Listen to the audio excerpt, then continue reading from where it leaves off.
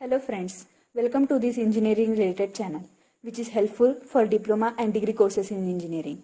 Our main focus is to deliver rich content in electrical engineering which will make your preparation solid as well as fun going. Please like, share and subscribe to our channel. So let's get started.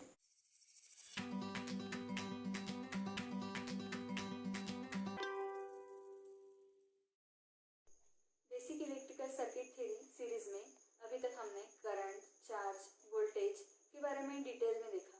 इस lecture में हम register के बारे में देखते हैं। Resistance एक register की इनहेरेंट प्रॉपर्टी होती है, मतलब उसकी इनबिल्ट प्रॉपर्टी होती है रेजिस्टेंस। अभी रेजिस्टेंस क्या होता है?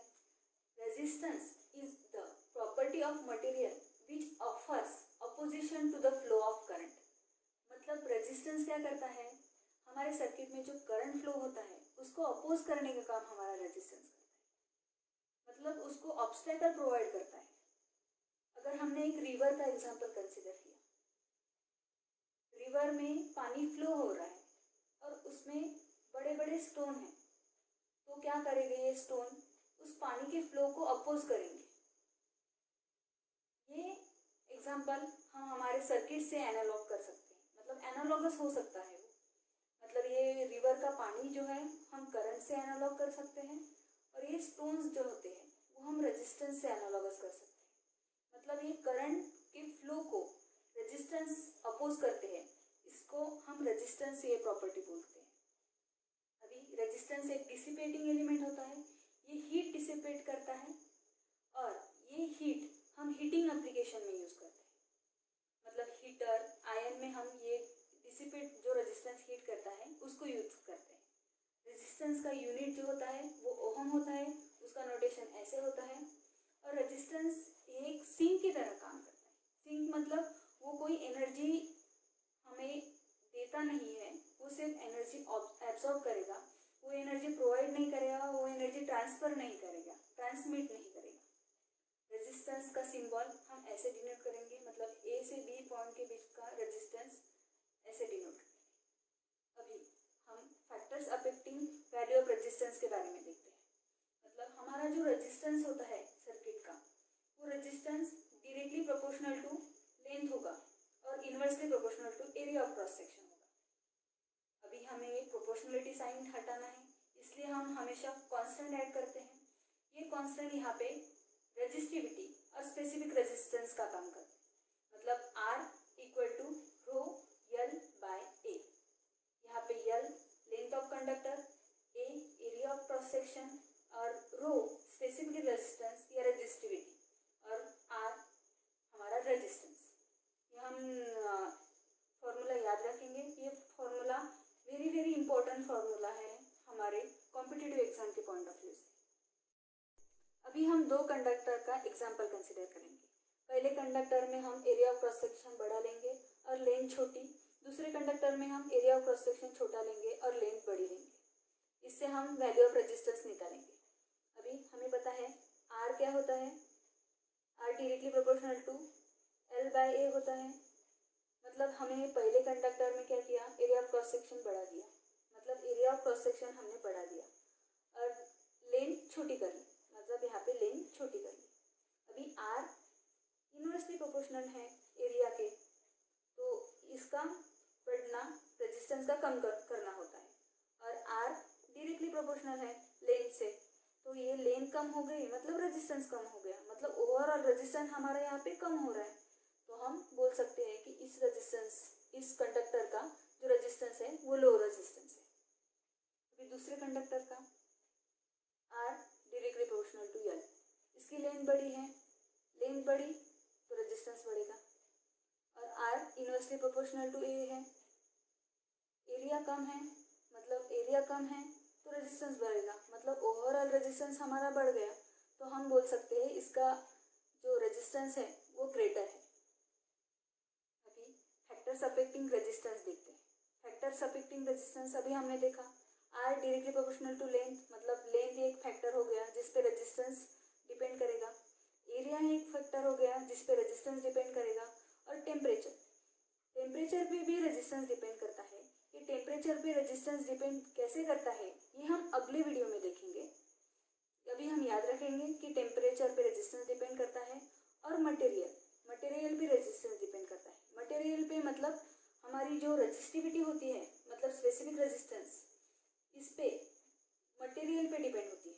इसकी वजह से हम बोल सकते हैं कि हमारा रेजिस्टेंस जो होता है वो डायरेक्टली प्रोपोर्शनल टू रो होने के कारण मटेरियल पे डिपेंड करेगा। अभी तक हमने रेजिस्टेंस के बारे में देखा, जो कि opposition to the flow of current था। अब हम कंडक्टेंस के बारे में देखेंगे। कंडक्टेंस क्या होता है? कंडक्टेंस एक रेसिप्रोकल होता है रेजिस्टेंस का। मतलब रेजिस्टेंस हमारा opposition to the flow of current होता है, और conductance it is a property of conductor to conduct current. मतलब ये कंडक्टर की प्रॉपर्टी है जो कि करंट कंडक्ट कराने के लिए हेल्प करेगा। और इसका unit G equal to 1/R होने के कारण यूनिट 1/ओहम। हमें पता है कि रेजिस्टेंस का यूनिट ओहम है, तो इसका यूनिट 1/ओहम। इसको हम सीमेंस बोलते हैं 1/ओहम को, और मोह बोलते हैं। मोह का नोटेशन ऐसा उल्टा ओहम कर सकते हैं। और रेजिस्टिविटी, इसके बारे में देखते हैं। अब अभी तक हमने फॉर्मूला पढ़ा R equal to row L/A। इसमें रो हमारा स्पेसिफिक रेजिस्टेंस रेजिस्टिविटी था, L हमारा लेंथ था, और A area of cross section था, R रेजिस्टेंस था। तो यहाँ से हम रेजिस्टिविटी का फॉर्मूला निकालेंगे। रेजिस्टिविटी मतलब R A को मल्टीप्लाई हो जाएगा और L डिवाइड में चला जाएगा। RA/L मतलब specific resistance RA/L। It is a resistance of a material having cross sectional area 1 mm square and length 1 metre. मतलब रेजिस्टिविटी क्या है? रेजिस्टिविटी एक रेजिस्टेंस है मटेरियल का, उसमें cross sectional area 1 metre square and length 1 metre. यहाँ पे देखेंगे रो इक्वल टू आर। जब 1 मीटर स्क्वायर का हमारा एरिया होगा और लेंथ हमारी 1 मीटर होगी, ये कैंसिल होके हमारा स्पेसिफिक रेजिस्टेंस हमारी रेजिस्टिविटी आ जाएगा। अभी हम स्पेसिफिक रेजिस्टेंस और रेजिस्टिविटी का यूनिट देखते हैं, कैसे आएगा ये कैलकुलेट करेंगे। रो इक्वल टू RA/L, मतलब रो R का यूनिट ओहम होगा, A का यूनिट मीटर स्क्वायर, L का यूनिट मीटर।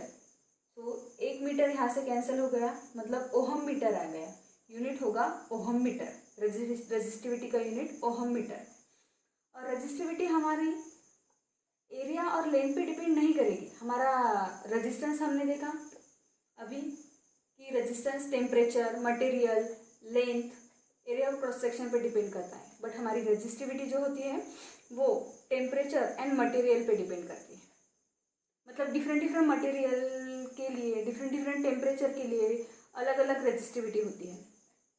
अभी कंडक्टर जो होता है हमारा, बेस कंडक्टर जो होता है उसकी सबसे लोएस्ट रेजिस्टिविटी होती है, और बेस इंसुलेटर जो होता है उसकी सबसे हाईएस्ट रेजिस्टिविटी होती है। मतलब रेजिस्टिविटी क्या है? स्पेसिफिक रेजिस्टेंस है। स्पेसिफिक रेजिस्टेंस मतलब जो कि करंट फ्लो को अपोज करेगा, और सबसे कम रेजिस्टिविटी होगी तो ज़्यादा करंट फ्लो करेगा, तो वो बेस्ट कंडक्टर होगा। इसलिए हम बोलते हैं कि बेस्ट कंडक्टर की रेजिस्टिविटी सबसे लोएस्ट होगी। अभी हम कंडक्टिविटी के बारे में देखते हैं। कंडक्टिविटी मतलब सिग्मा, इसकी डेफिनेशन है property by which current flows is called as conductivity. मतलब ये एक प्रॉपर्टी है जिसकी वजह से करंट फ्लो होता है, इसको हम कंडक्टिविटी बोलते हैं। रेजिस्टिविटी क्या था? अपोजिशन था, बट कंडक्टिविटी करंट को फ्लो कराने के लिए मदद करती है। मतलब कंडक्टिविटी 1/रेजिस्टिविटी होगा। रो सिग्मा इक्वल टू 1/रो, और इसका यूनिट अभी हमने देखा रेजिस्टिविटी का जो यूनिट है वो ओहम मीटर है, तो इसका यूनिट 1/ओहम मीटर। मतलब यहाँ पे ओहम ऊपर चला गया, 1/ओहम। मतलब अभी हमने देखा कि मोह होता है, मोह ऐसे लिखेंगे, और मीटर मोह/मीटर, और यहाँ पे मीटर ⁻1 है, अगर हम ऊपर ले गए तो ओहम मीटर ⁻⁻1 आ जाएगा। और मोह को हम सीमेंस भी बताते हैं। अभी हमने देखा कि मोह को हम सीमेंस भी बताते हैं, तो सीमेंस/मीटर। ये कंडक्टिविटी के सारे यूनिट्स हैं, ये हम याद रखेंगे। अभी कंडक्टिविटी मेटल के लिए सबसे ज़्यादा होती है और इंसुलेटर के लिए सबसे कम। मतलब करंट कैरी करने की जो क्षमता होती है कंडक्टर की ज़्यादा होगी, इसलिए कंडक्टिविटी मेटल की ज़्यादा होती है और इंसुलेटर की कम होती है। मतलब अभी तक हमने 4 टर्म देखे इस वीडियो में।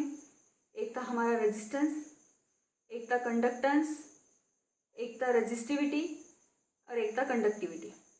ये दोनों एक दूसरे के अपोजिट है, ये दोनों एक दूसरे के अपोजिट है। इस वीडियो में इतना ही। आगे के वीडियो में हम और भी टॉपिक कवर करेंगे। Thanks for watching.